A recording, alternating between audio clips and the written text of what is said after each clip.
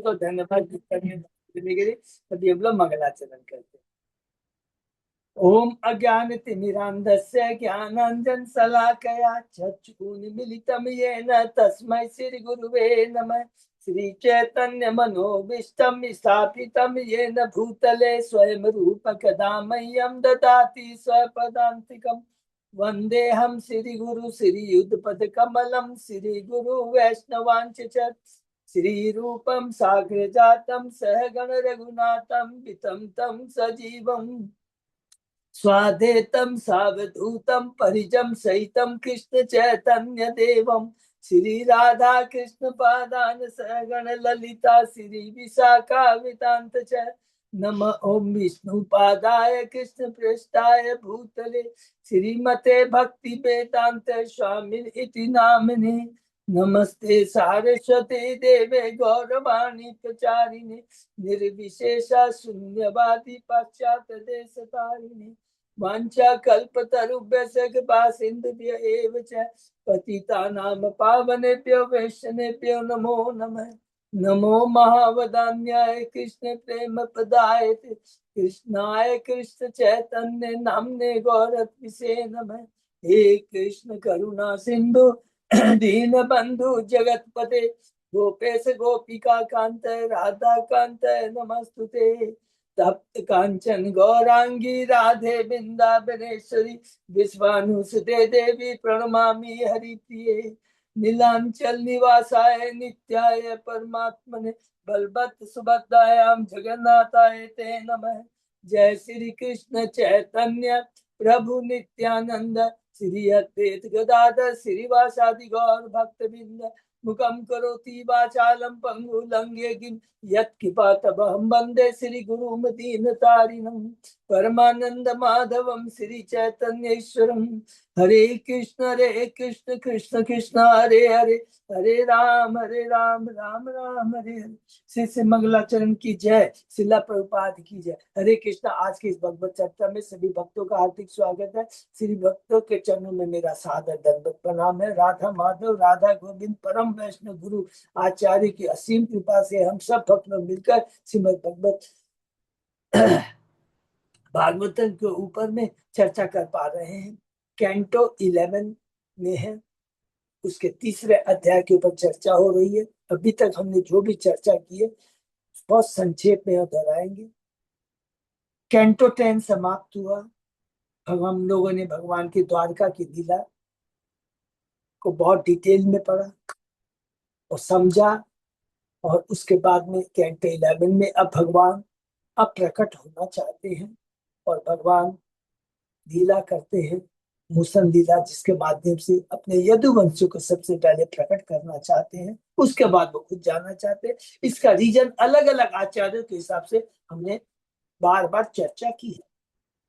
उसके बाद में हमने देखा कि एक दिन पर दूसरे अध्याय में, पहला अध्याय समाप्त होगा, दूसरे अध्याय में हमने देखा कि एक दिन वसुदेव जी के पास स्वयं नारद जी आते हैं। देखिए भक्तों की कितनी सब शुद्ध भक्त कितना कृपा है।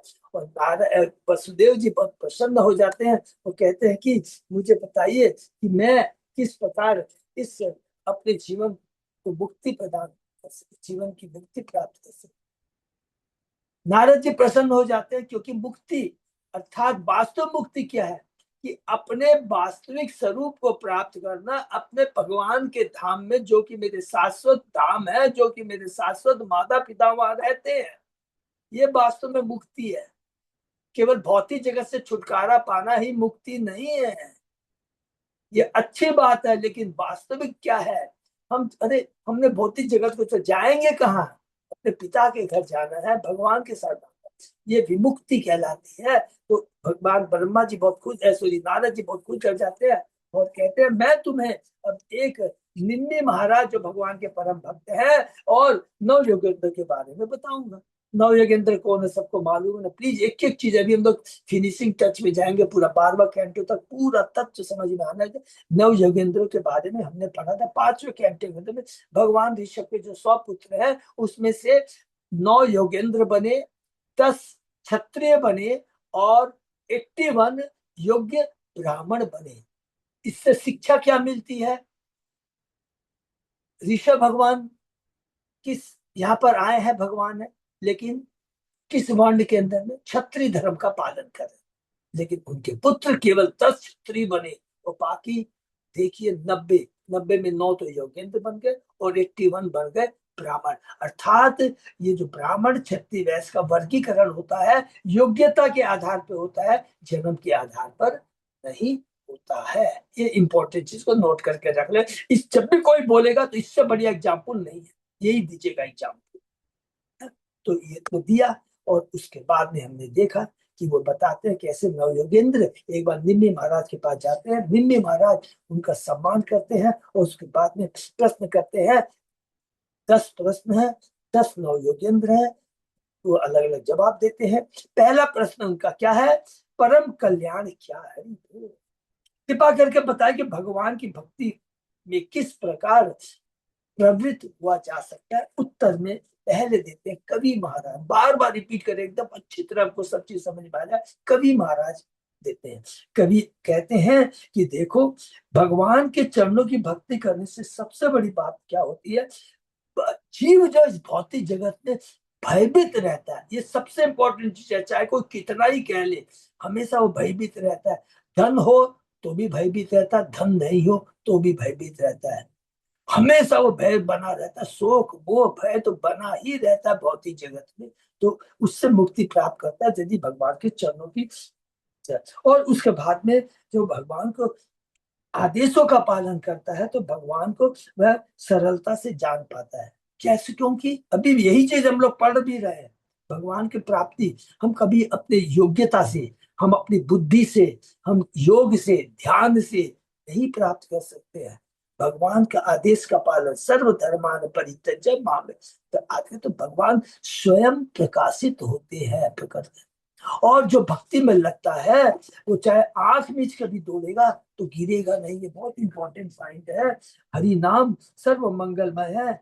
जो कुछ भी इस भौतिक जगत में है उसको किससे संबंधित समझना चाहिए, ये बात कहते हैं कवि। और ऐसा करता है तो उसको भगवान के प्रत्यक्ष दर्शन होते हैं, भौतिक जगत के प्रति विरक्ति जागृत होती है और परम भक्ति भगवान की प्राप्त होती है।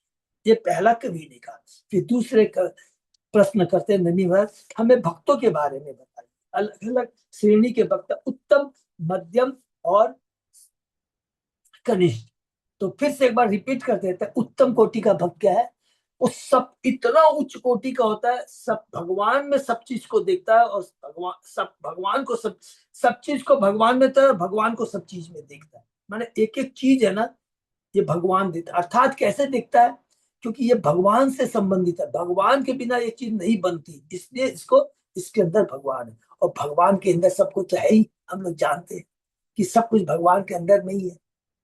जब सृष्टि होती है तो फिर भगवान प्रकट करते हैं, ये सब चीज भगवान में प्रकट हो जाते हैं। तो सब कुछ, तो जो सब चीज को भगवान में, भगवान को सब चीज में देखता है, उत्तम कोटि का भक्त। मध्यम कोटि का भक्त के क्या गुण है हम लोगों ने पढ़े थे, 4 गुण होते हैं। वो भगवान के विग्रह की सेवा करता है, नंबर 1। उसके बाद में मंदिर से निकल करके भगवान के जो भक्त हैं उनके लेवल के अनुसार, उनसे सीनियर है उनको प्रणाम करता है, बराबर के हैं उनसे मित्रता करता है, और उससे जो जूनियर है उनके ऊपर में कृपा करता है। ये हुआ है, उनको आशीर्वाद देता है माने ऐसा। और तीसरा वो का उसका काम क्या है? वो जो अज्ञानी में है, जो ज्ञानी है, जो भक्ति में अभी जुड़े नहीं है, उन पर कृपा करके उनको भक्ति से जोड़ता है। और चौथा, जो नास्तिक है, भगवान के चरणों में अपराध करते हैं, उनकी उपेक्षा करता है। आर्गुमेंट नहीं करता, उपेक्षा करता है। और तीसरा कनिष्ठ भक्त क्या है?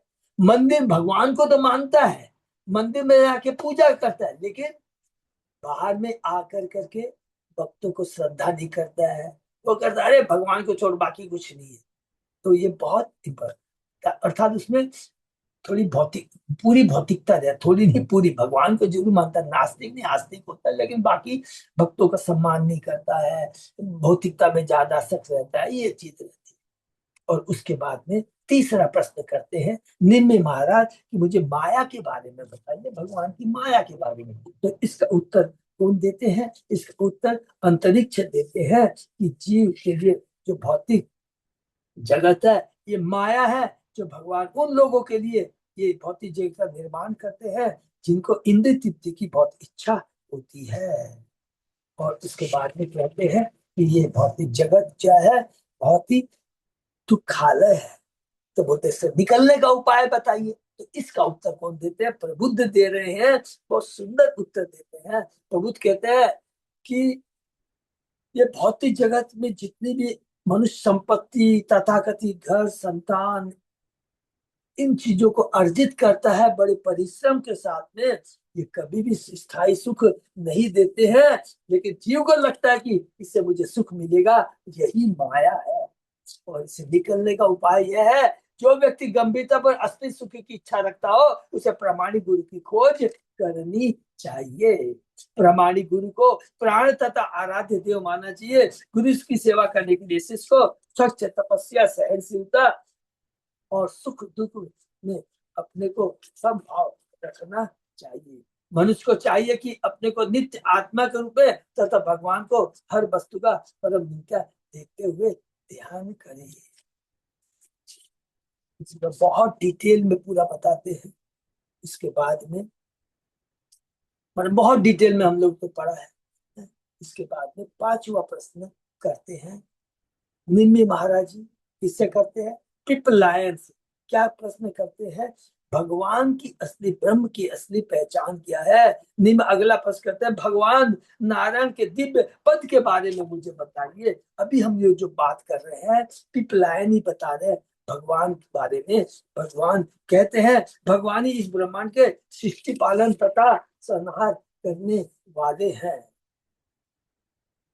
जब मूर्ख बद्ध जीव अपने क्षुद्र मस्तिष्क से सर्वोच्च सत्य के विषय में प्रकाशित करने का प्रयास करता है, अर्थात जब अपनी अल्प बुद्धि से, भौतिक बुद्धि से उस भगवान को जानने का प्रयत्न करते हैं, तो ये वास्तविक में और कुछ नहीं, मूर्खता है।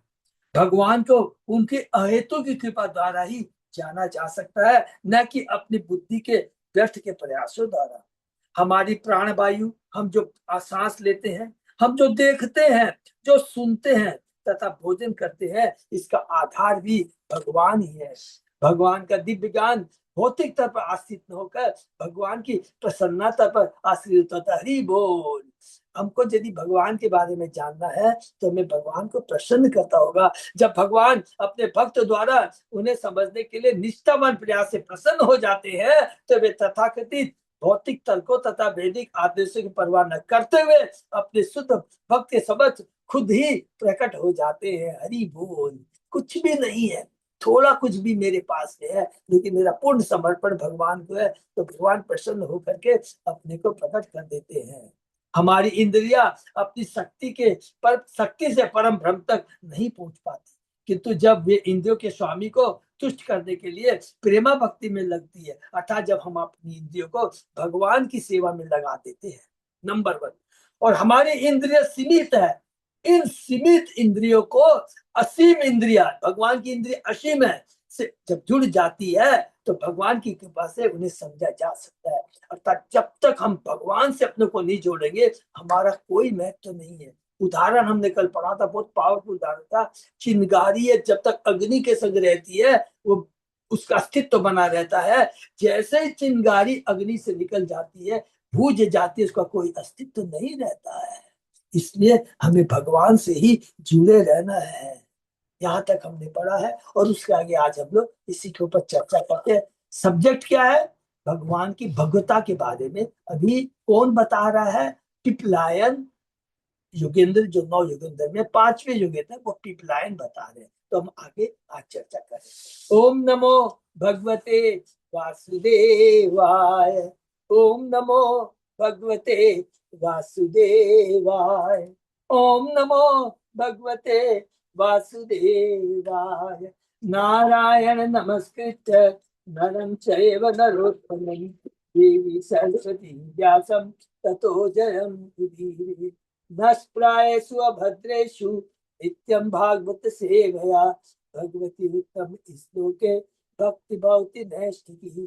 कृष्णाय वासुदेवाय देवकी नंदनाय च नंद गोप कुमाराय गोविंदाय नमो नमः। आराधयो भगवान भजेश तनय तत्धाम वृंदावनम रमया काचित उपासना गज बधु वर्गेण कल्पिता श्रीमद्भागवतम प्रमाणम अमलम प्रेमापुमतो महान श्री चैतन्य महाप्रभो मतम इदम तत् आदरो न पर हरे कृष्ण कृष्ण कृष्ण हरे हरे हरे राम राम राम हरे हरे। कैंटो 11 अध्याय 3 श्लोक नंबर 37 है ना प्रभु? हाँ प्रभु जी, 37 का ही चल रहा था।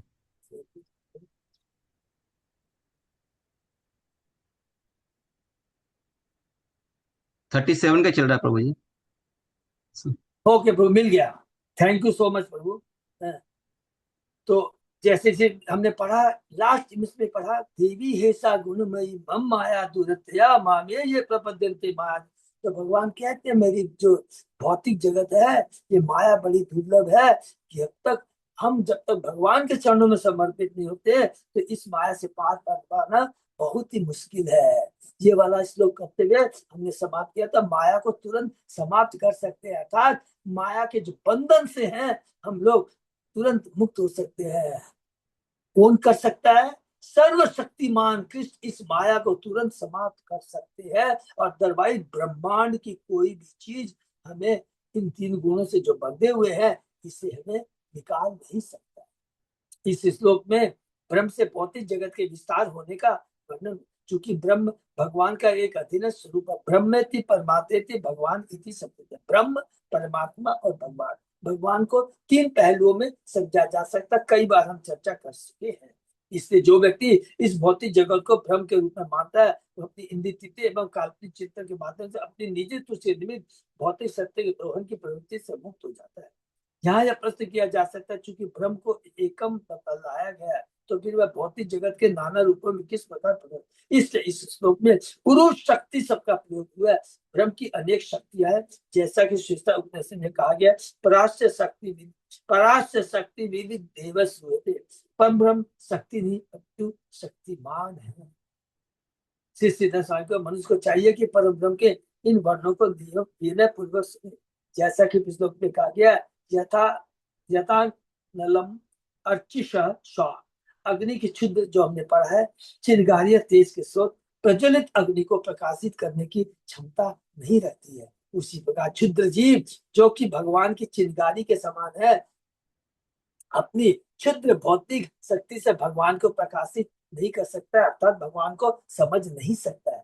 यह तर्क किया जा सकता है कि सूर्य अपनी किरणों के रूप में अपनी शक्ति का विस्तार करता है और इन्हीं किरणों के प्रकाश से हम सूर्य को देख पाते हैं। इसी तरह हमें परम भक्ति के प्रसाद से प्रभु को देख पाने में सक्षम होना चाहिए। तो हम भगवान की शक्ति हैं। जो कुछ भी हमको मिला है हमको भगवान से ही मिला है। कुछ भी जो मिला, तो जो चीज भगवान से मिला है हम उसी के माध्यम से भगवान को देख सकते हैं। इसका मतलब क्या है? जो कुछ भी हमारे पास में है उसको भगवान की सेवा में लगा दे देंगे तो भगवान अपने आप अपने को प्रकाशित करेंगे। हरि बोल। और उन्हीं किरणों के पास हम सूर्य को देख पाते हैं। उसी तरह हमें परम की शक्ति के प्रसार से परम को देख पाने में सक्षम होना चाहिए। कंडीशन ये है कि हमें अपने इंद्रिय तृप्ति के लिए नहीं, भगवान की तृप्ति के लिए अपनी इंद्रियों को यूज करना है। इसके उत्तर में यह कहा जा सकता है, यदि सूर्य आकाश को ढकने वाला बादल उत्पन्न कर देता है तो सूर्य की किरणों के होने पर भी सूर्य नहीं देखा। इसलिए सूर्य को देखने की शक्ति न केवल सूर्य किरणों पर निर्भर करती है अपितु स्वच्छ आकाश की उपस्थिति पर निर्भर करती है। और वो कौन पैदा कर सकता है? इन बादलों को कौन हटा सकता है? भगवान ही हटा सकते हैं, जो कि सूर्य द्वारा व्यवस्थित। इसी तरह जैसा श्लोक में कहा गया, परम ब्रह्म के अस्तित्व को उनके सत्य के विस्तार द्वारा जाना जा सकता है। भगवान तो है, बादल बीच में आते हैं, सूर्य को नहीं देख सकते। बादल किनसे बनता है? सूर्य की मदद से बनता है। सूर्य क्या करता है? सूर्य अपनी रोशनी से समुद्र से जल करता है, भाप बनता है, बादल बनता है। और उस बादल को माने भगवान की ही शक्ति है। माने जो कुछ भी हम देख रहे हैं, ये जो भी है सब, तो भगवान यदि चाहेंगे तो वो हमारे ये बीच में जो बादल है उसको हटा सकते। सूर्य को कोई फर्क नहीं पड़ता है, बादल ढक गया तो इसका मतलब सूर्य नहीं है, ऐसा नहीं है। ये तो हमारी दृष्टि की कमी है। और इस दृष्टि को हम कैसे ये जो पार कर सकता है, ये बादल रूपी जो अवरोध है, इसको कौन पार कर सकता है? केवल कृष्ण ही कर सकता है। क्योंकि कृष्ण, बादल किसका, किसके चलते बना? सूर्य। जो भी कुछ है ये माया किसकी शक्ति है? भगवान की है। माया किसके अंडर में रहती है? भगवान के अंडर में रहती है। माया अध्यक्ष प्रति सुयते सराचरा, बहुत अच्छा श्लोक है, माया अध्यक्ष। तो जो कुछ है भगवान की शक्ति है, भगवान माया को ऑर्डर करेंगे, मेरे भक्त को तुम डिस्टर्ब मत करो तुरंत। और माया क्या है? हमने पढ़ा था, छाया है, भगवान की छाया है। यद्यपि पिछले श्लोक में भौतिक इंद्रियों तथा मन की शक्ति को बहिष्कृत कर दिया गया, किंतु यहाँ पर दिया हुआ प्रामाणिक मन सूचित करता है कि मनुष्य प्रत्येक वस्तु को भगवान की शक्ति पे देख सकता है। इस संबंध में नारद मुनि ने राजा प्राचीन को निम्नवत उपदेश दिया था, भगवान की शक्ति के रूप में देख सकता है, नंबर 1। और उन सारी शक्तियों को भगवान की सेवा में लगा सकता है। हम जीव भगवान की शक्ति है, क्या है? पराशक्ति है। ये भौतिक जगत में जो भी कुछ चीज है भगवान की अपराशक्ति है। तो सारी की सारी चीजें जो कुछ भी हमारे पास में है, हमको भगवान की सेवा में लगा देना चाहिए। तो राजा प्रचिन भरी को जो हम लोगों ने, बहुत सुंदर है, कैंटो 4 में हम लोगों ने पढ़ा है। अतस्तत अपवादार्थ भज सर्वात्मना हरि पस पश्यत आत्मवान आत्मवान कम विश्वम स्थित उत्पत्ति अपतया यतः। तुम्हें यह जानना चाहिए कि भगवान की इच्छा से इस जगत का सृजन, पालन और संहार होता है। अतः इस जगत के भीतर हर वस्तु भगवान के अधीन है। इस पूर्ण ज्ञान को प्राप्त करने के लिए मनुष्य को सदैव भगवान की भक्ति में लगे रहना चाहिए। प्राचीन बलि को ये ज्ञान दिया गया है। जैसा कि यहाँ पर कहा गया है, भज सर्वात्मना हरि, मनुष्य को भगवान की पूजा इसलिए करनी चाहिए जिससे उसकी चेतना उसी तरह स्वच्छ हो जाए जिस तरह नीला आसमान शक्तिमान सूर्य इसके पूरी तरह प्रकट होने पर स्वच्छ हो जाता है। जब कोई व्यक्ति सूर्य को देखता है तो उसे सूर्य की किरणें अपनी पूरी शक्ति में दिखलाई पड़ती है। उसी तरह जब कोई व्यक्ति कृष्ण की भक्ति में लगता है तो उसके मन की भौतिक धूल साफ हो जाती है। भौतिक धूल बने तो बीच में जो बादल आए हैं वो साफ हो जाते हैं। तब वह न केवल भगवान को देखता है और जो भगवान के अंशों को आध्यात्मिक जगत के रूप में, शुद्ध भक्तों के रूप में, परमात्मा के रूप में, निर्विशेष ब्रह्म ज्योति के रूप में, भौतिक जगत की सृष्टि के रूप में देखता है, जो कि भगवत धाम की छाया के रूप में है, जिसमें न जाने कितनी भौतिक विविधताएं प्रकट। हरि बोल। तो भगवान क्या है कि ये भौतिक जगत है, आध्यात्मिक जगत है, भगवान का है। भौतिक जगत है, भगवान का है। भगवान प्रत्येक हृदय में परमात्मा रूप में रहते हैं। ब्रह्म ज्योति है तो भगवान के क्या? ब्रह्म परमात्मा भगवान, वो ब्रह्म ज्योति के रूप में निर्विशेष, माने निर्विशेष ब्रह्म ज्योति भी क्या है? ये भगवान का ही एक पहलू है। और सारी चीजें भगवान की सृष्टि है। कुछ भी भौतिक जगत भगवान की छाया है, सृष्टि है। जो कुछ भी है संक्षेप में, बिना भगवान के कोई चीज का अस्तित्व नहीं है। श्री जी गोस्वामी अनुसार फलम शब्द ये पुरुषार्थ स्वरूपम, अर्थात जीवन लक्ष्य का वास्तविक स्वरूप, जाके साक्षात भगवान का दिव्य रूप अर्थ ग्रहण करना। जीव अपनी मूल शुद्ध अवस्था में भगवान से भिन्न नहीं है। ये बहुत इंपॉर्टेंट पॉइंट है। जीव अपनी शुद्ध अवस्था में भगवान से भिन्न नहीं है, अर्थात जीव भी सच्चिदानंद है और भगवान भी सच्चिदानंद है। अर्थात गुणों में एक है, खाली क्वांटिटी में अलग है। और चूंकि हम भगवान सच्चिदानंद, हम भी सच्चिदानंद है, लेकिन क्या है, हम माया के द्वारा प्रभावित होते हैं, भगवान प्रभावित नहीं होते। तो माया भी भगवान की शक्ति है। और अगर हम इस माया से मुक्त होना चाहते हैं, माया का पर्दा हटना चाहते हैं, तो हमें पुनः अपने पिता भगवान, जिनके, जो हमारे शाश्वत पिता है, उनकी शरण में जाना पड़ेगा। ये कितनी बड़ी बात है। देखिए, सोचने में लगता है कि हम में और भगवान में हम भिन्न नहीं है। कितना गर्व होता है सुन करके कि क्योंकि हम भगवान के शाश्वत अंश हैं, शाश्वत पिता है हमारे। लेकिन हम भूल कर कर करके इस भौतिक जगत के प्रति आकर्षित होकर के भगवान को भूल करके इस भौतिक जगत में कष्ट पा रहे हैं। इसी प्रकार अनंत ऐश्वर्यपूर्ण भगवत धाम जो कि शाश्वत धाम है, पूरी सृष्टि का 75% है, जो कि वैकुंठ कहलाता है, गुण की दृष्टि से भगवान से भिन्न। इस तरह अभिन्न माने कोई अंतर नहीं। इसलिए जब भगवान अपने अद्वितीय ऐश्वर्य तथा अपने शुद्ध आध्यात्मिक दासों तथा जीवों के साथ उपस्थित होते हैं तो अत्यंत सुगत स्थिति उत्पन्न होती है। हरि बोल। जब हम लोग भगवान के शुद्ध भक्तों के संग रहते हैं, जीव उपस्थित होते हैं, भगवान को बहुत प्रसन्नता होती है। परिवार की सारी संसारी धारणा उस सुखद स्थिति का विकृत रूप है। हरि बोल। ये जो परिवार की हम बात करते हैं, देखिए एक एक चीज प्रभुपाद जी इस संसारी जो परिवार की बात करते हैं, उस वो जो सुख है वास्तव में विकृत रूप है, वही छाया है, ओरिजिनल पेड़ का विकृत रूप है। हरि बोल। जिसमें भगवान अपने पूर्ण दिव्य ऐश्वर्य में अपने शुद्ध भक्तों से संयुक्त होते हैं। हर जीव को भगवत धाम में भगवान से संयुक्त होने का विकल्प प्राप्त है। हरि बोल। सब जीव को भगवत धाम में भगवान से संयुक्त होने का विकल्प प्राप्त है। भगवान, देखिए, भगवान, कोई भी जीव है उसको भगवान के धाम जाने का पूरा अधिकार प्राप्त है। कोई योग्यता की दरकार नहीं है कि ये धनी है, मैं गरीब हूं, ये धनी भगवान के धाम जा सकते, ये बहुत इंटेलिजेंट है, मैं इंटेलिजेंट नहीं हूं इसलिए मैं भगवान नहीं। एक वर्ड लिखा है जिसमें भगवान लिखा है हर जीव, देखिए ये वर्ड लिखा, हर जीव को भगवत धाम में भगवान से होने का विकल्प प्राप्त है। हर जीव को, irrespective of his material qualification।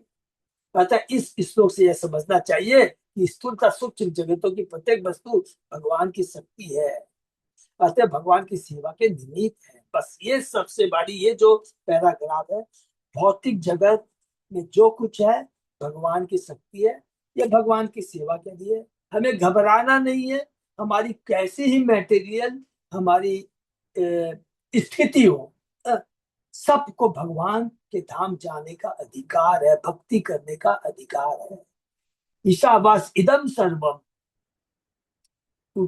Ishopanishad का जो श्लोक श्री जीव गोस्वामी ने विस्तृत व्याख्या देकर सिद्ध किया कि संपूर्ण विराट जगत परम की प्राकृतिक शक्ति है। भौतिक जगत जिसके बारे में पढ़ा, भगवान की बहिरंग शक्ति का प्राकट। कभी कभी भगवान के ज्ञान से विहीन अंधविश्वासी लोग यह कहते हैं कि सारे भौतिक कार्यों का नियंत्रण एक स्वतंत्र शैतान द्वारा होता है और ईश्वर को ऐसे शैतान से संघर्ष करना पड़ता है। नास्तिकवाद। उसके लिए हम लोगों ने बहुत अलग अलग है ना पढ़ा है, कनाड का, जर्मनी का, पतंजलि का, अलग अलग जो है नास्तिकवाद है, कर्म मीमांसा का अलग अलग है, 4 या 5 है। तो वो लोग सब अलग अलग कहते हैं कि ये संसार की कैसे उत्पत्ति हुई, इस तरह अलग अलग। भगवान की सर्वशक्तिमान सत्ता के प्रति ऐसे निपट अज्ञान को इस श्लोक का तात्पर्य समझ कर दूर किया जा सकता है। हरि बोल। भगवान की सर्वशक्तिमान सत्ता के प्रति ऐसे निपट अज्ञान को, जो लोग भगवान की इस परम पद को, सर्वशक्तिमानता को, भगवता को जो रिजेक्ट करते हैं, ये जो, तो इस श्लोक में जो से लिखा हुआ है उसको पढ़ करके इस अज्ञानता को हम लोग दूर किया जा सकता है। जिस तरह एक चिंगारी प्रज्वल्य अग्नि का एक लघु प्राकट्य है, उसी तरह यहाँ पर विद्यमान हर वस्तु भगवान की शक्ति की शुद्ध चिंगारी के रूप में। इसलिए भगवान ने गीता में बहुत सुंदर श्लोक कहा है, अथवा बहुत की ज्ञानेन तव अर्जुन है विष्टव्य अहम इदम कितस नाम एक अंशेन स्थितो जगत। हरि बोल। किंतु हे अर्जुन, इस सारे विशद ज्ञान की आवश्यकता क्या है? मैं तो अपने एक अंश मात्र से संपूर्ण ब्रह्मांड में व्याप्त होकर इसको धारण करता हूँ। याद कर लेते हैं, भगवान से असंख्य करोड़ों ब्रह्मांड निकलते हैं और भगवान अपने शेषनाग के ऊपर असंख्य ब्रह्मांड है, वो दाने के समान दिखाई देते हैं। दाने के समान असंख्य करोड़ों ब्रह्मांड, और एक ब्रह्मांड के बारे में हम लोग पढ़ चुके हैं, 14 भुवन होते हैं, उसमें से जो पृथ्वी लोक में हम रहते हैं वो एक तो है, बाकी ऊपर में 7, नीचे में ऊपर में 6, नीचे में 7 हो रहे हैं। और इस ब्रह्मांड के बहुत जगत में हम लोगों ने पढ़ा है ये, अ, नौ, जम्बूद्वीप, जम्बूद्वीप में 9 वर्ष, क्या क्या नहीं है बताइए, जम्बूद्वीप में 9 वर्ष, उसमें से भारतवर्ष एक। तो कितना बड़ा ब्रह्मांड है, और वो सब क्या है कि केवल भगवान एक अंश मात्र संपूर्ण ब्रह्मांड में व्याप्त होगा, इसको धारण करते हैं। वास्तव में सर्वशक्तिमान भगवान हर जीव के सुबेसी मित्र, हरि बोल, सुहृदय सर्वभूतानां ज्ञातम हम शांति मिच्छति। इसलिए यदि विज्ञ की तरह यह समझ लिया जाए कि हरेक के शुभेच्छु मित्र, बुद्धिमान की तरह समझ लिया जाए कि हरेक के शुभेच्छु मित्र कृष्ण हर विद्यमान वस्तु के चरम स्रोत नियंता है, तो उसे तुरंत शांति लाभ होता है। भुक्तारम यज्ञाम सर्वलोक महेशम सुहृदम सर्वभूतानां ज्ञातम शांति मिच्छति। भय तथा मोह तो तब उत्पन्न होते हैं जब मनुष्य मूर्खतावश यह सोचता है कि इस सृष्टि का एक कण भी भगवान की शक्ति द्वारा संचालित नहीं होता, मैं संचालित करता हूँ, ये मन में आता है। I am the cricketer, I am the sorry I am the creator, I am the proprietor, I am the enjoyer. तब भय उत्पन्न होता है, आदमी अपने को असुरक्षित महसूस करता है। ये इतना सूक्ष्म और इतना दिव्य ज्ञान है, यदि इसको हम अपने जीवन में धारण कर लेंगे तो हमारा जीवन धन्य हो जाएगा। इसलिए शांति फॉर्मूला वाला श्लोक है ना, भुक्तारण, सब कुछ भगवान का है, उन्हीं के अंडर में है, हम उनके अंश है, उनकी सेवा के लिए है, और सारे इंद्र को भगवान की सेवा में लगा देंगे। अपना कोई भी क्लेम नहीं करेंगे कि आई एम द क्रिएटर, तब वास्तव हम लोग सुखी हो जाएंगे और शांति को प्राप्त करेंगे। भयम द्वितीया अभिनिवेशता स्यात्, भौतिक जगत के अस्तित्व का निषेध भी मोह की भयावह स्थिति उत्पन्न कर देता है। दोनों ही तरह की नास्तिकता भौतिक जगत को अपने से संबद्ध देखना तथा भौतिक जगत अस्तित्व की घोषणा, हर वस्तु के स्वामी तथा भोक्ता भगवान की अधीनता न स्वीकार करने से व्यर्थ है। ये भौतिक जगत है, ये भौतिक जगत ऐसा नहीं है कि भौतिक क्या बोलते हैं, ब्रह्म सत्य जगत मिथ्या। भगवान ठीक है वो तो है, ये जगत भौतिक जगत भी मिथ्या नहीं है, ये टेम्परेरी है, ये भगवान की शक्ति का प्रकट्य है। भौतिक जगत अपने से संबंध देखना, भौतिक जगत अस्तित्व की घोषणा, हर वस्तु के स्वामी तथा भोक्ता भगवान की अधीनता न स्वीकार करने के व्यर्थ प्रयास। श्री जीव गोस्वामी ने विष्णु पुराण में श्री पराशर से श्री मैत्र द्वारा पूछे गए प्रश्न को उत्तर दिया है। निर्गुण से अप्रमेश शुद्ध यस्या अपि अमलात्मनः कथम सर्गादि कर्तृत्वम ब्रह्मणो अभ्युपगम्यते। हम यह कैसे समझे कि ब्रह्म या परमात्मा सृजन पालन तथा संहार करने वाले, यद्यपि वे गुण रहित माने 3 गुणों से ऊपर, अगाध अशरीरी जिनका भौतिक शरीर नहीं होता है तथा किसी दोष से रहित है। इसके उत्तर में श्री पराशर ने कहा है, शक्त है सर्वभावानां अचिंत्य ज्ञान गोचरा यतो अतो ब्रह्मतास्तु सर्गाद्यास भाव शक्तयः भवन्ति तपतां श्रेष्ठ पापकस्य यथोष्णता। केवल तर्क द्वारा यह नहीं बताया जा सकता कि भौतिक वस्तुएं भी अपनी शक्ति का किस तरह का विस्तार करती है। इन वस्तुओं को परिपक्व प्रेक्षण द्वारा समझा जा सकता है। कैसे? परम ब्रह्म भौतिक जगत के सृजन पालन संधार में अपनी शक्ति का विस्तार वैसे ही करते हैं जिस पर अग्नि अपनी उष्मा शक्ति का विस्तार करती है। अग्नि से उष्मा निकलती है, विस्तार करती है। सूर्य से सूर्य की किरणें निकलती है। भगवान से भगवान की असंख्य शक्तियां निकलती है। चतुश्लोकी भागवतम में, चतुश्लोकी गीता में अहम सर्वस्व प्रभो मत इति मत्ता भुजन्ते बुद्धा भाव समन्विता, गीता ये वाला श्लोक है। और दूसरा चतुश्लोकी भागवतम, जो कि बार बार मैं अपने नोट कर लेंगे प्लीज। कैंटो 2 के 9वें अध्याय में श्लोक नंबर फिर ध्यान दिए, मोस्ट प्रोबेबली 33 से लेकर 36 श्लोक तक है। यदि किसी को समय मिलता तो याद करने का प्रयत्न करेंगे। और चतुश्लोकी गीता तो सबको याद है ना, तो याद करता है तो उसमें पूरा जब पढ़ेंगे तो पूरा का पूरा निचोड़ निकल जाता है कि भगवान क्या कह रहे हैं, भगवान कौन है, भगवान की शक्तियां क्या है, भगवान अपनी शक्ति के माध्यम से क्या क्या करते हैं। श्री जी गोस्वामी बताते हैं कि मूल्यवान रत्न की कीमत केवल तर्क द्वारा नहीं आकी जा सकती, हरि बोल, अपितु उसके प्रभाव को देखने से आकी जा सकती है। इसी तरह मंत्र शक्ति को इसके विशेष प्रभाव प्राप्त करने की शक्ति को परख कर ही समझा जा सकता है। ऐसी शक्ति तर्क पर आश्रित नहीं होती। बीज के उगने और बढ़कर वृक्ष के रूप में मानव शरीर को पोषण प्रदान करने वाले, फल देने वाले के पीछे कोई तात्विक आवश्यकता नहीं। कोई यह तर्क दे सकता है कि समूचे वृक्ष का अनुवंशिक कूट बीज में निहित, किंतु बीज के अस्तित्व के पीछे या बीज का विशाल बीज बनने के पीछे कोई तर्क नहीं है, हरि बोल। क्योंकि बीज से ही सबको मालूम है सब कुछ निकला है, तो इसमें कोई तर्क की दरकार नहीं। अद्भुत भौतिक प्रकृति के प्राकट्य के बाद मूर्ख भौतिक विज्ञानी बीज की विस्तार शक्ति को घटनाओं के ऊपरी मनोवैज्ञानिक क्रम में ढूंढ निकालता है, किंतु तथाकथित शुद्ध तर्क शास्त्र के भीतर ऐसा कुछ नहीं जो यह आदेश दे सके कि बीज को विस्तार करके वृक्ष बन जाना चाहिए। प्रत्युत ऐसे विस्तार के वृक्ष की शक्ति मानना चाहिए। उसी प्रकार रत्न की शक्ति उसकी रहस्यमय शक्ति है और विविध मंत्रों में भी आंतरिक शक्तियां रहती है। अंततः महामंत्र हरे कृष्ण कृष्ण कृष्ण हरे हरे, हरे राम राम राम हरे में ऐसी शक्ति है कि वह मनुष्य को आनंद तथा ज्ञान के आध्यात्मिक जगत में पहुंचा देती है। तो ये मंत्र कौन सा मंत्र है?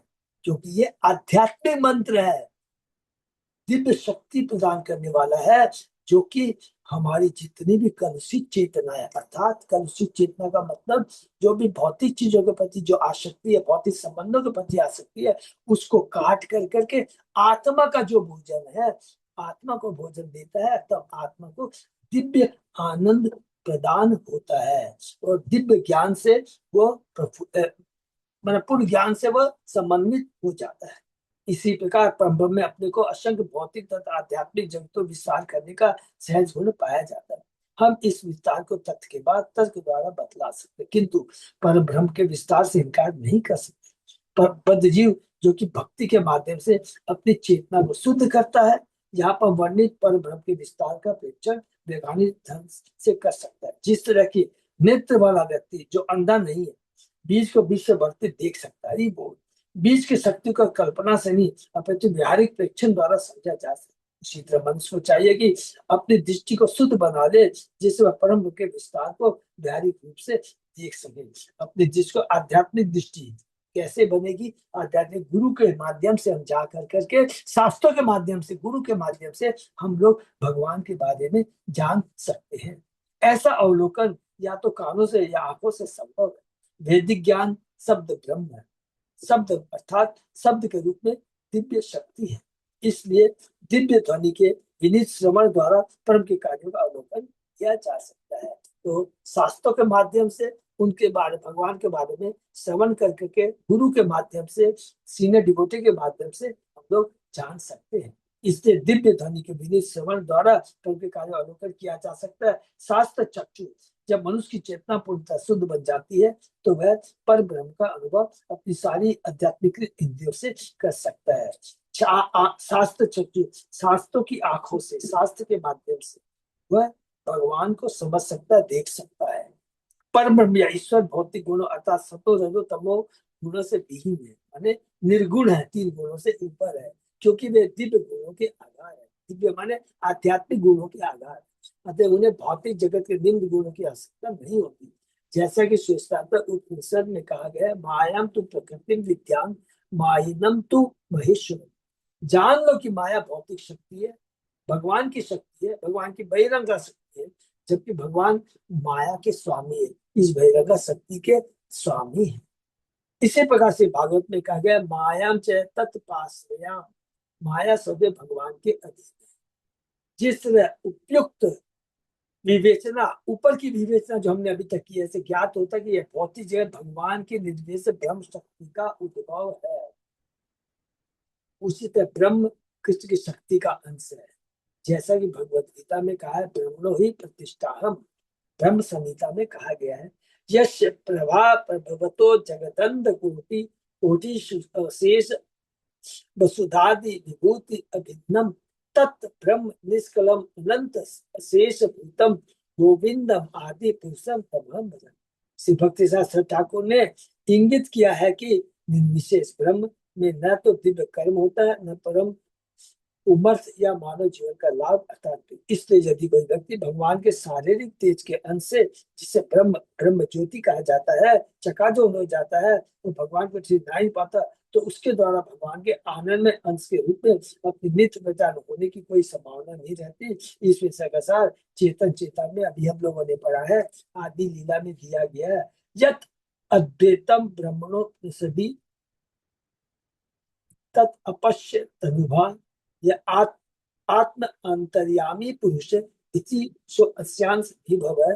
षड ऐश्वर्य पूर्णो यह, ये भगवान से स्वयं मयम न चैतन्य यात कृष्णा जगति परा तत्व ये हम लोगों ने कैंटो सॉरी चैत्र आदि लीला में पहले अध्याय के अंदर में हमने इसके बारे में पढ़ा है। तो ब्रह्म परमात्मा भगवान, तो ब्रह्म ज्योति भगवान और परमात्मा भगवान, भौतिक जगत, ये सृष्टि, इस सृष्टि का इस सृष्टि का प्राकट्य, इस सृष्टि का पालन करना, इस सृष्टि को भगवान फिर संहार करना। जीव, जीव का भगवान से क्या संबंध है, जीव इस भौतिक जगत में क्यों फंसता है, किस प्रकार वह पुनः इस भौतिक जगत के कष्टों से, इस भौतिक जगत की जो अज्ञानता है और हमारी जो कलुषित चेतना है उसको शुद्ध कर सकता, इसका पूरा का पूरा डिटेल अभी तक हम लोगों ने यहाँ पर पढ़ा है। नेक्स्ट,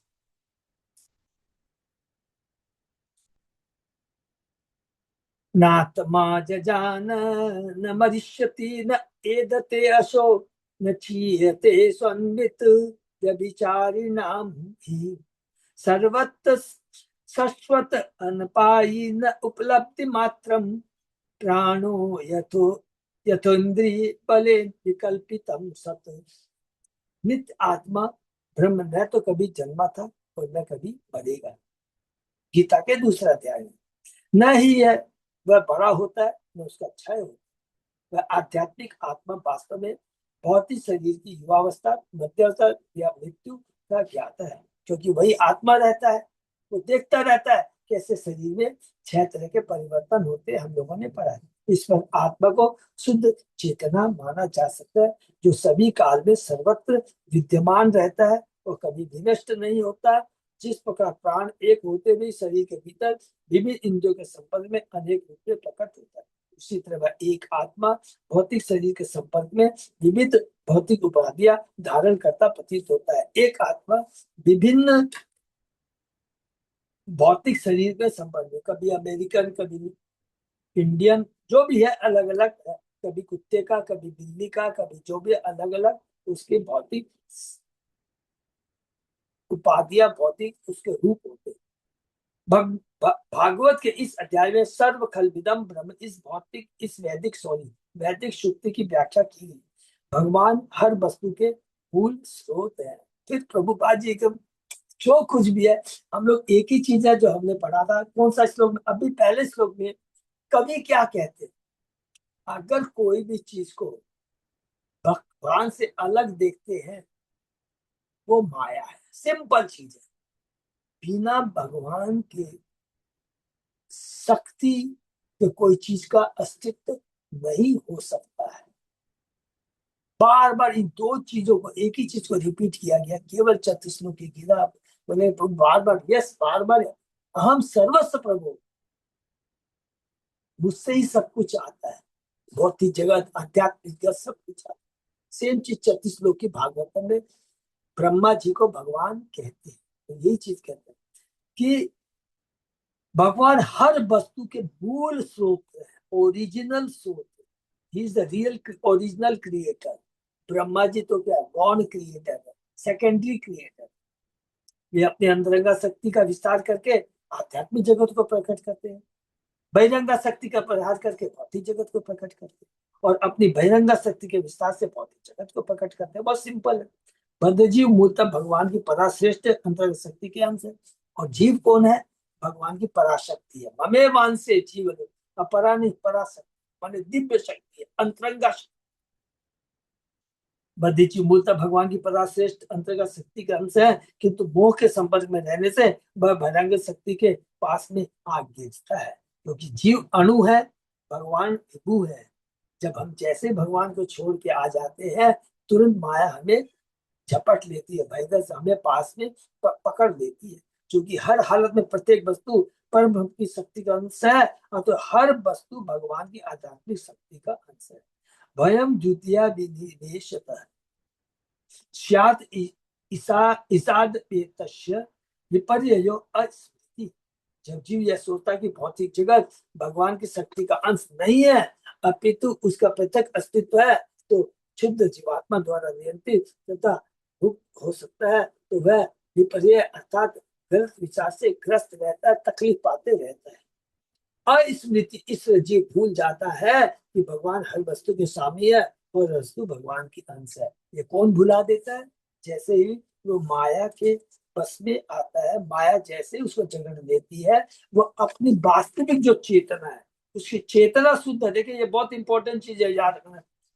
जीव की कभी चेतना खत्म नहीं होती है, शाश्वत सच्चिदानंद, ये वर्ड लिखा है जीव के लिए। हम सच्चिदानंद है, सत्य चित्त और आनंद। सत्य माने शाश्वत, चित्त माने ज्ञान, और आनंदमय।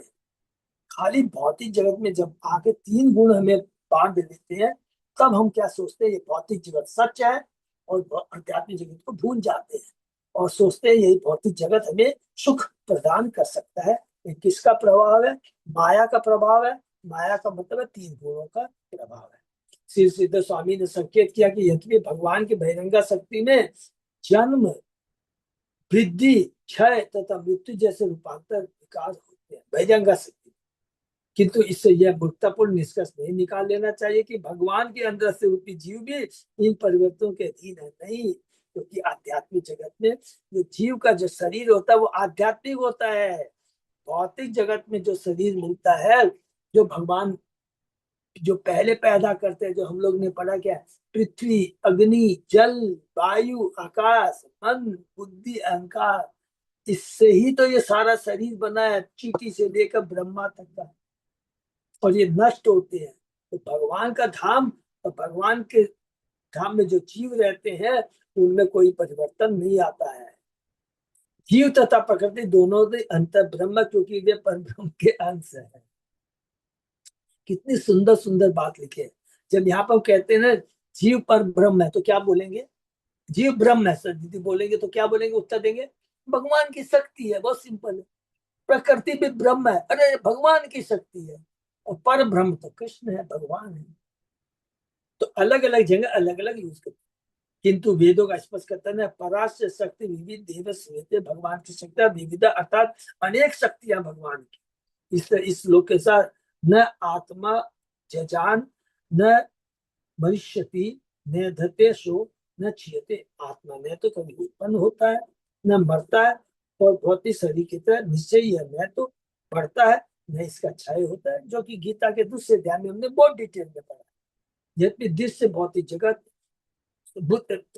यद्यपि दृश्य भौतिक शरीर बालपन, फिर युवावस्था तथा पिता से लेकर गुजरता है, यहाँ की कोई देवता, मनुष्य, पौधे या पशु के रूप में ध्यान ज्ञान कर सकता है। 84 लाख में उसको कोई भी शरीर मिल सकता है, किंतु आत्मा कभी भी अपनी नित्य स्वाभाविक स्थिति को नहीं छोड़ता। प्रत्युत वह झूठे ही अपनी पहचान भौतिक शरीर से बाह्य रूपांतरों से करता है। झूठी पहचान करता है, किस लिए कब करता है? जब वह तीन गुणों से बंध जाता है, और इस तरह वह मोह नामक मनोवैज्ञानिक स्थिति का शिकार बनता है। अपने को प्रकृति के नियमों द्वारा रूपांतरित एवं विनष्ट होते देखने का दैनिक मोह में अनुभव अपने दिव्य पद को भगवान की पराशक्ति के रूप में जान करके ही समाप्त किया जा सकता है। जब भी हम जान जाएंगे कि हम भगवान की शक्ति है, भगवान इस भौतिक जगत के सृष्टि करता है, माया भगवान की बहिरंगा शक्ति है, वो भगवान के निर्देशन में, भगवान की अंडर में काम करती है, तो हमारा जीवन धन्य हो जाएगा। इस श्लोक में सर्वत्र सत्कार्थ मूर्खता बस जीवात्मा का सर्वव्यापक होना नहीं लेना चाहिए। आत्मा ने तो जन्म लेता है न मरता है, तो भी अपनी वर्तमान बद्ध अवस्था में हम झूठे शरीर के जन्म तथा मृत्यु से अपनी पहचान करते हैं। कब? बद्ध अवस्था में। बार बार पोपा जी रिपीट करते हैं और बार बार समझना, बद्ध अवस्था मतलब जब हम भ्रमित हो जाते हैं। भ्रमित कब होते हैं? जब 3 गुणों से बंध जाते हैं। तब हम लोग अपनी पहचान, झूठी पहचान क्या, मैं शरीर हूं, मैं आत्मा नहीं हूं, भौतिक जगत बड़ा दुख सुखालय है, I am the proprietor, I am the controller, I am the owner. इस भौतिक जगत में जो कुछ भी है वो शाश्वत है और मैंने अर्जित किया और शाश्वत रूप से मेरे साथ में रहेगी। इसी को कहते हैं कि वह बद्ध अवस्था, भ्रमित। चूंकि सर्वव्यापक आत्मा कभी मोहग्रस्त नहीं होता, अतएव सर्वत्र शब्द यह सूचित नहीं कर सकता व्यष्टि आत्मा सर्वव्यापक है। सर्वव्यापक तो परमात्मा है, हम व्यष्टि आत्मा है, वह समष्टि व्यष्टि। हम लोग सर्वव्यापक नहीं, भगवान सर्वव्यापक, वो परमात्मा के रूप में सर्वव्यापक कैसे है सबको मालूम। बार बार रिपीट के चिन्ह विष्णु, प्रत्येक आत्मा के संग परमात्मा रहता है, वो सर्वव्यापक मोह वास्तविकता के अपूर्ण ज्ञान को बताने वाला है, जो कि सर्वव्यापक जीव के लिए संभव नहीं है। इस सर्वत्र शब्द का अर्थ यह लगाने से कि शुद्ध आध्यात्मिक आत्मा समस्त भौतिक दशाओं में विद्यमान रहता है। माने यदि हम बोलना चाहें कि सर्वत्र का मत शब्द का यह अर्थ यह लगाना चाहिए, आत्मा कभी विनष्ट नहीं होता और सर्वत्र मैंने शाश्वत रहता हमेशा। उदाहरणार्थ सुसुप्ति में हो सकता है चेतना खुल्लम खुल्ला, सुसुप्त हमने पढ़ा था ना, जागृति स्वप्न सुसुप्ति है। सुसुप्ति माने डीप स्लीप, एक गहरी निद्रा। चेतना खुल्लम खुल्ला प्रकट नहीं हो, फिर भी शरीर के भीतर आत्मा को विद्वान मान लिया जाता है। इसी प्रकार भगवती से जाना जा सकता है कि आत्मा अग्नि जल वायु आकाश में भी विद्यमान रह सकता है, नित्य सर्वगता है। क्योंकि आत्मा कभी भी भौतिक दशा आश्रित नहीं होता, अपितु वह एक शाश्वत तथ्य है। आत्मा की चेतना किसी विशेष भौतिक दशा द्वारा प्रदत्त संभावना कम या ज्यादा प्रकट हो सकती है। हरि बोल। जिस तरह विद्युत प्रकाश उद्बद्ध बल्ब के अनुसार किसी विशेष प्रखरता या रंग में प्रकट होता है। विद्युत शक्ति एक है। बल्ब में लाल रंग का कागज लगा दो तो लाल दिखाई देगा, हरा रंग का दिखा दे तो हरा दिखाई, किंतु भौतिक अनुसार विविध रूपों में प्रकट हो सकता है, लेकिन है एक। यह दलील पेश की जा सकती है कि यदि आत्मा शुद्ध चेतना उपलब्धि मात्र, किंतु यह हमारा व्यवहारिक अनुभव की चेतना निरंतर बदलती रहती है, नेचुरली है।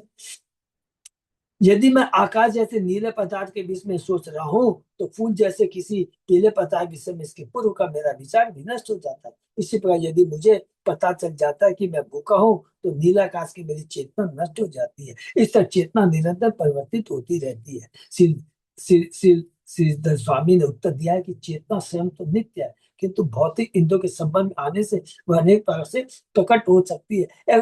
अब लोग सिंपली बोलते हैं ना, जो कली चेंजेज हो जाती, कलुषित हो जाती है अलग अलग चीज से। प्राण का उदाहरण, आत्मा की ओरिजिनल चेतना हमारी सच्चिदानंद है, सच्चिदानंद है, सच्चिदानंद है, इसको प्लीज कभी नहीं भूलना है। किंतु भौतिक इंद्रियों के आने से अनेक प्रकार से प्रकट हो सकती है। प्राण का उदाहरण अत्यंत उपयोगी, प्राण एक है किंतु विविध इंद्रियों के संपर्क में देखने सुनने आदि के सत्य के रूप में प्रकट होता है। इससे आध्यात्मिक होने से चेतना अंततः एक है, आध्यात्म से एक, किंतु विविध इंद्रियों के संपर्क में होने से इसे विशेष इंद्रिय व्यापार रूप में अनुभव किया जा सकता है। किंतु चेतना की अवस्था एक शाश्वत तथ्य है जिसे बदला नहीं जा सकता, यद्यपि अस्थायी रूप से यह माया द्वारा आवृत हो सकती है।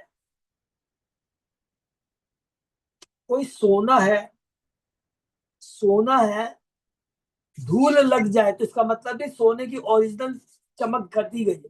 सफा कर दीजिए तो चमक जाएगा, वो रहती रहती। खाली धूल लग जाती है तो काला लगता है, ये जो भी कह लीजिए वो लगता है। अस्थायी रूप से वह माया द्वारा आवृत हो सकती है। प्लीज देख लीजिए, अस्थायी रूप से, शाश्वत रूप से नहीं लिखा है, अस्थायी रूप से कर, क्योंकि भगवान हमारी चेतना शुद्ध है, सच्चिदानंद है, वसुदेव है। जब कोई व्यक्ति कृष्ण भक्त हो जाता है तो वह धीर मान लिया जाता है, धीरस्थ न मोहिए थी। उस समय वह अपनी चेतना की झूठी पहचान प्रकृति के रूपांतर रूप में करके मोहग्रस्त नहीं होता। छांदोग्य उपनिषद में प्राप्त तत्वमसि कथन से यह समझा जाना चाहिए कि आध्यात्मिक ज्ञान निर्विशेष नहीं है, हरि बोल, अपितु भौतिक शरीर के भीतर शुद्ध आत्मा की क्रमिक अनुभूति कर, जिससे भगवत गीता में कृष्ण बारंबार अहम का प्रयोग करते हैं, उसी तरह इस वैदिक सूक्ति में त्वम का प्रयोग यह सूचित करे हुआ है कि जिस तरह पर भगवान है उसी तरह बम तत् भी हर चिंगारी भी नित्य त्वम है। इस तरह से जीव माने अंश है। श्री विश्वनाथ सिंह ठाकुर ने यह भी इंगित किया कि सत्य के निर्विशेष पक्ष को समझने में समय न गवा कर करके अपने आप को जीव कोटि में नित्य चेतन जीव समझना चाहिए। नित्य सच्चिदानंद जी समझना है। दूसरा, मनुष्य को चाहिए कि अपने को भगवान का चेतन दास समझे, हरि बोल, अपना अंश समझे, सच्चिदानंद समझे, भगवान का अंश समझे। हम अणु है, भगवान विभु है। इस संबंध में श्री मध्वाचार्य ने महाभारत के मोक्ष धर्म खंड से निम्नलिखित उद्धृत किया। अहम भी जीव संज्ञो वे मई जीव सनातन है म एवं त्वयानुमंतव्यम दृष्टो जीवो मयेति है। हम श्रेयो विदास्यामि यथाधिकार ईश्वर है। जीव मुझसे भिन्न नहीं है, हरि, क्योंकि ये मेरा अंश है। इस तरह जीव मेरे समान नित्य है और वो मेरे भीतर सदैव स्थित है, नित्य है, सच्चिदानंद है। किंतु तुम कृत्रिम रूप से यह न सोच बैठना कि मैंने आत्मा को देख लिया, प्रत्युत मैं भगवान तुम्हें वह हर तब मैं प्रत्युत मैं भगवान तुम्हें वह वर तब दूंगा जब तुम सचमुच इसके योग्य हो जाओगे, हरि बोल। कि जब तुम इस भौतिक जगत के जो कलुषिता से मुक्त हो जाओगे, सब भगवान कहते तू मेरा अंश है। तो हरि बोल, यही तो हम लोग समाप्त करते हैं। और आज ये जो 2 श्लोक कर पाए, लेकिन इसके अंदर में आज भगवान ने प्रभुपाद जी ने जीव का भगवान से क्या संबंध है, जीव की क्या स्थिति है, देखिए कितना सुंदर है। कितना गर्व होता है हम लोगों को कि हम भगवान के शाश्वत अंश हैं, अर्थात हम आध्यात्मिक जगत के हैं, अर्थात मेरा धाम, मेरे पिता का धाम शाश्वत है, सच्चिदानंद है, चिन्मय है।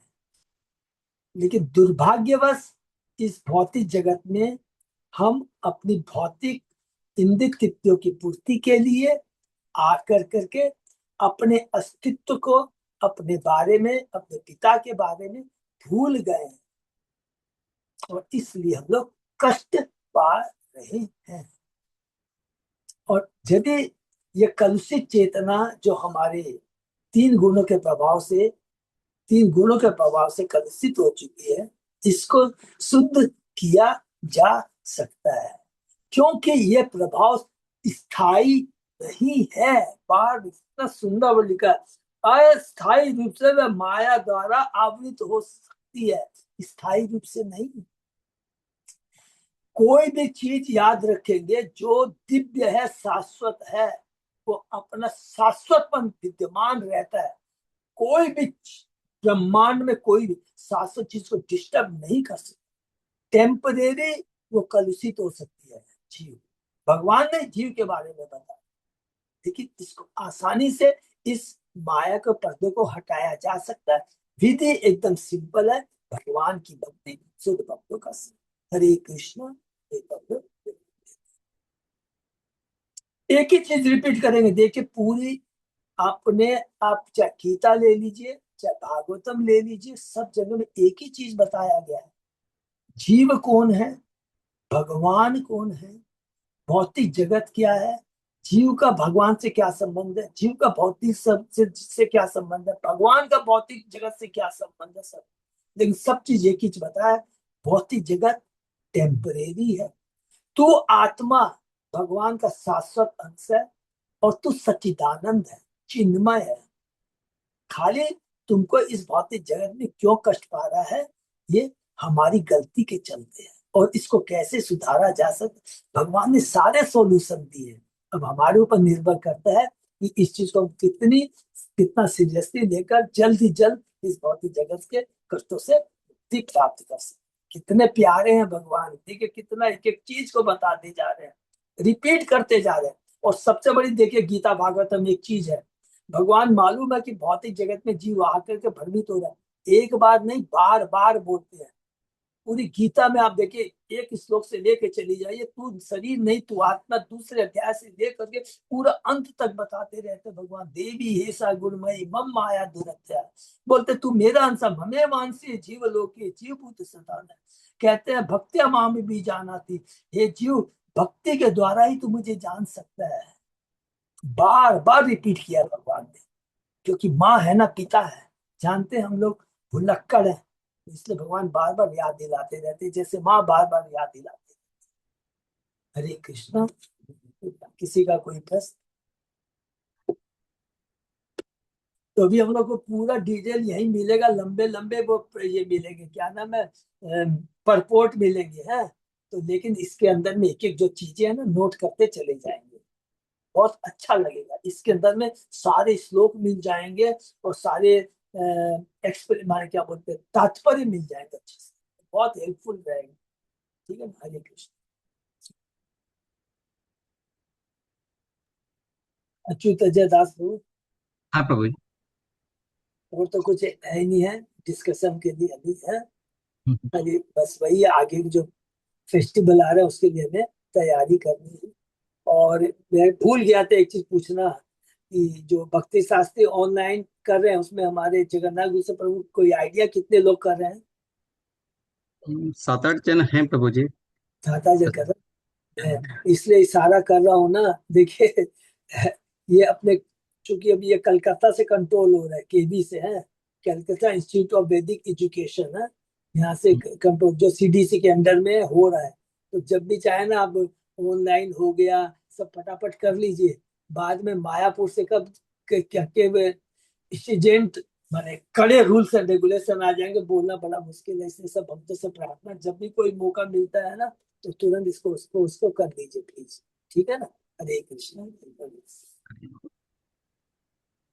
इसलिए भक्तों का बहुत बहुत धन्यवाद। आज का सत्संग यहीं विराम देते हैं, फिर कल सुबह स्टार्ट करेंगे।